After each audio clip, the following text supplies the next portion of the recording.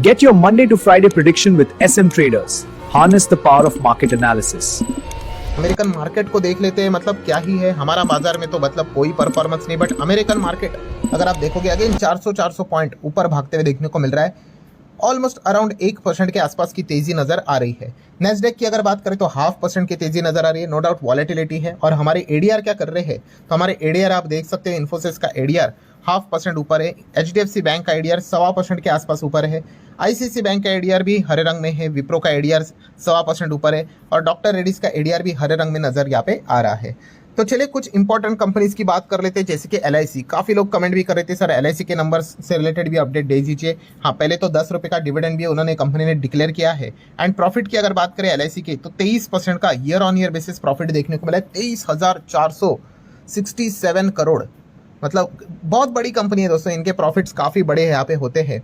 यहाँ पे एलआईसी का सबसे बड़ा प्रॉब्लम क्या है, यस इतनी बड़ी कंपनियां हैं कि इनमें नेक्स्ट लेवल की ग्रोथ देखने को ही नहीं मिलती है। ठीक है, अब 23,000 आप देख लो ना, 23,467 करोड़ का प्रॉफिट। कल अगर ये एक्स्ट्रा 100 करोड़ भी कमा ले, फिर भी परसेंटेज के हिसाब से वो प्रॉफिट पॉइंट में भी नहीं होगा, मतलब पॉइंट में होगा। सो ये इनकी सबसे बड़ी दिक्कतें हमें देखने को मिल जाती है। तो नो डाउट कंपनी तो काफ़ी बढ़िया है, बट आप सभी लोगों को पता है काफ़ी लार्ज साइज की ये कंपनी है। ठीक है, इनको अपना स्टेक भी नीचे करना है। प्रमोटर को 10-12 साल का उनको स्पेशल विंडो यहाँ पे देके रखा हुआ है। और इनके नंबर्स को अगर आप पढ़ने जाओगे ना, तो ये सबसे बड़ा सरदर्द वाला काम रहता है। आप ऊपर से ही इनके सिर्फ रेवेन्यू प्रॉफिट को अगर देखोगे तो उतना ठीक रहेगा। देन इरकॉन इंटरनेशनल की बात कर रहे हैं, रेलवे वाली कंपनी, आपको पता ही है इनके कंपनी के नंबर्स थे। जैसे कि आपको पता है ये सारे कंपनीज होते हैं, उनके ईयर ऑन ईयर नंबर अगर आप पढ़ोगे तो ठीक पिक्चर मिलेगी। क्वार्टर ऑन क्वार्टर देखने की जरूरत नहीं, अच्छे ही नजर आएंगे। ठीक है, अभी जैसे कि आपको पता है इसके बाद क्या आएगा, अगेन जून का क्वार्टर आएगा, तब इनके सबसे खराब नंबर रहेंगे। फिर धीमे धीमे आगे बढ़ेंगे, उतना ज्यादा रेवेन्यू रिकॉग्निशन होता है। सो ये मैं काफी बार आपको बता चुका हूं। तो ईयरली नंबर्स को स्टडी करना सेंस की बात बनती है। तो 3,412 करोड़ से 3,189 करोड़, तो हम देख सकते हैं रेवेन्यू ईयरली हमें नीचे जाते हुए देखने को मिला है। क्वार्टरली तो अच्छा ही नजर आएगा, जो आप देख सकते हैं 2 का 3 यहाँ पे हो चुका है। वहीं पे अगर कंपनी के प्रॉफिटेबिलिटी की बात कर ले, तो 212 करोड़ का प्रॉफिट 191 यहाँ पे हुआ है। मतलब हम कह सकते हैं ईयरली कंपनी का परफॉर्मेंस डाउन हुआ है। अगेन सेम वही चीज, क्वार्टरली तो आपको अच्छा ही नंबर मिलेगा। और वही चीज ईपीएस में भी है, 2.04 हो गया ईयरली डाउन, बट क्वार्टरली हमें अप ही नजर यहाँ पे आएगा। सो इरकॉन इंटरनेशनल के नंबर्स की अगर बात कर ले, तो ओके ये हमें परफॉर्मेंस देखने को यहाँ पे मिला है। रही बात दोस्तों एफआईज एंड डीआईएस की, तो यहाँ पे लगातार एफआईज यहाँ पे बेचते जा रहे हैं। अब आज तो हद ही पार कर दी, 4,500 करोड़ का माल बेच दिया।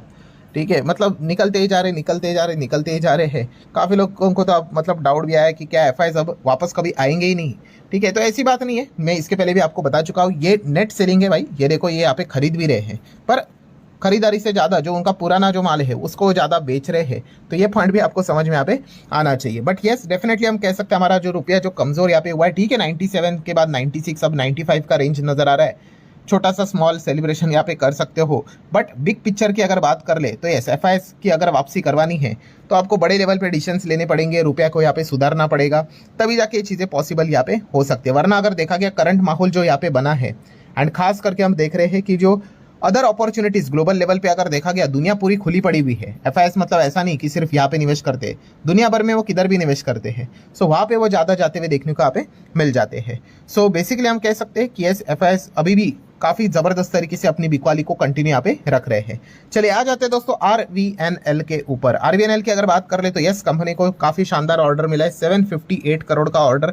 सारे ऑर्डर आपको पता है इनके रेलवे इंफ्रास्ट्रक्चर, रेलवे से रिलेटेड ही देखने को मिल जाते हैं। तो अच्छी बात है भाई, जितने भी यहाँ पे मतलब सरकार से रिलेटेड कितने सारे काम होना यहाँ पे बाकी है। सो घर घर ही हमें ये सारी चीजें चलती हुई देखने को मिल जाती है। नेक्स्ट अगर हम यहाँ पे बात करें दोस्तों, तो एमटार टेक्नोलॉजीज, यस एमटार टेक की अगर बात कर ले, एकदम फॉर्म में चलने वाली कंपनी।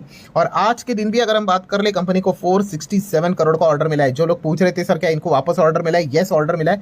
कुछ दिनों पहले भी इनको ऑर्डर मिला था, एंड अगेन आप देख सकते हो फ्रेश ऑर्डर लिखा हुआ है, 467 करोड़ का नया फ्रेश ऑर्डर मिला है। और इसी चीज के चलते कंपनी अब ऑल टाइम हाई पे भी जाती हुई देखने को मिली है। ठीक है, पिछले 3 दिन में 22% तक यहाँ पे भागा। ये तो मार्केट में होता रहता है भाई, आप सभी लोगों को मैं इसके पहले भी बता चुका हूँ कि बिजनेस को देखकर चीज़ें यहाँ पे डिसाइड करनी होती है, ठीक है, जहाँ पे तेज़ी है वहाँ पे मैं चला जाऊँगा, ये तो आपको हर किसी फिर कंपनी में देखने को यहाँ पे मिल जाता है, ठीक है। ये सबसे कमज़ोर इन्वेस्टर की निशानी होती है, जो भागेगा उसको पकड़ो, जब गिरेगा तब कह दो कि कंपनी खराब हो गई, घटिया हो गई। तो एमटार टेक में भी ये चीज़ें हमें देखने को यहाँ पे मिली थी। एंड अगेन ये एमटार में नहीं, हर किसी कंपनी में चीज़ें होते हुए देखने को मिल जाते हैं। तो जो बिजनेस को स्टडी करता है ना भाई, वो प्रॉपर तरीके से जम जाता है उसको। ये मतलब मैं कहता हूँ ना कि पेशेंस मतलब क्या, यस उसका बेस्ट एग्जांपल अभी करंट लेवल पे एमटार टेक ही है, ठीक है, कि जिन्होंने पेशेंस दिखाया। एमटार टेक भी कितना 30-40% कितनी बार नीचे यहाँ पे आया था, बट जिनको बिजनेस प्रॉपरली पता है उन्होंने बहुत अच्छे रिटर्न यहाँ पे कमाए। और जो भागते हुए ट्रेन पकड़ते हैं वो अब वापस एमटार को स्टडी करेंगे, फिर वापस सोचेंगे कि क्या यहाँ से और डबल ट्रिपल होगा। तो ऐसे हवे में चीज़ें यहाँ पे नहीं होती दोस्तों। आपको ओवरऑल कंपनी का मतलब स्केल समझना होता है कि किसमें कितनी काबिलियत है। एनीवेज आगे बढ़ लेते हैं दोस्तों यहाँ पे। तो Suzlon energy, yes Suzlon energy में भी यहाँ पे लगातार ऑर्डर्स यहाँ पे मिल रहे हैं।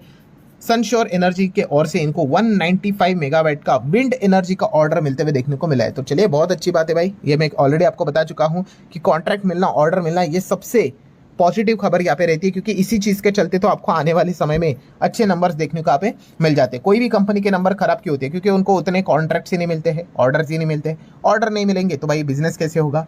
तो ये चीज़ हमें देखने को यहाँ पे मिल जाती है।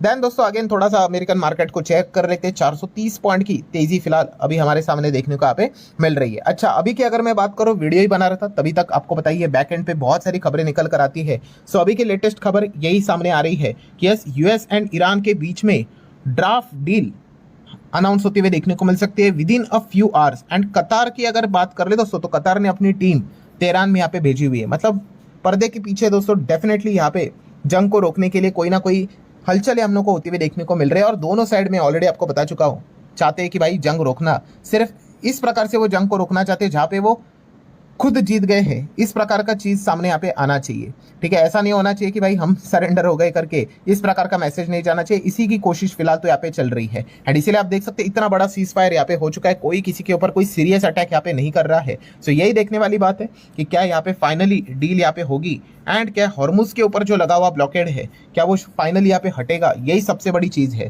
क्योंकि अगर हमें डील के ऊपर अगर ध्यान देना है तो हमारे लिए तो एटलीस्ट इंडिया की अगर हम बात करें, हमारे देश की बात करें, जो हॉर्मुज के ऊपर जो ब्लॉकेड लगा हुआ है, जो टेंशन चल रहा है, वो हटना इंपॉर्टेंट है, क्योंकि उसी से ही ऑयल यहाँ पे नीचे आएगा। एंड अगर ऑयल नीचे आया तो जो भी चीज़ें, जो रुपये का टेंशन चल रहा है, एफआईएस तो पहले से बेच रहे, बट फिर भी जो उनको और ज़्यादा बूस्ट दे रहा था एफआईएस को बेचने के लिए, वो सारी चीज़ें थोड़ी तो रिलैक्स यहाँ पे हो सकती है। सो बेसिकली हम कह सकते हैं दोस्तों, पर्दे के पीछे ये फिलहाल तो खबरें निकल कर आते हुए देखने को मिल रहा है। एंड सबसे इंपॉर्टेंट चीज़ आपको बताई है Saturday Sunday. Yes, Saturday Sunday कोई ना कोई यहाँ पे चीज़ें चलती रहती है।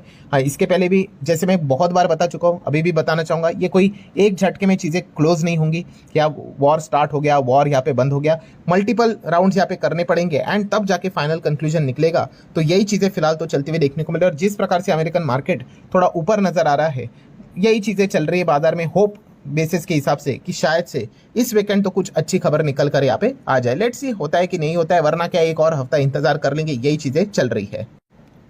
एंड अगर ग्लोबल बाजार में मतलब अमेरिकन मार्केट में तेजी है, तो सबसे इंपॉर्टेंट चीज़ हमारा गिफ्ट निफ्टी कैसा चल रहा है। तो हमारा गिफ्ट निफ्टी 50 पॉइंट ऊपर है, 23,815 का लेवल है। हमारा जो निफ्टी था वो कितने का था, 23,700, चलो 15, मतलब 100 पॉइंट के आसपास यहाँ पे हम कह सकते हैं गैप क्रिएट होते हुए देखने को यहाँ पे मिला है। बट ये तो अभी फ्राइडे की बात है, आप सभी लोगों को पता ही है। उसके बाद सैटरडे संडे, आज का दिन भी बाकी है, मंडे का भी सुबह का बहुत समय यहाँ पे बाकी है।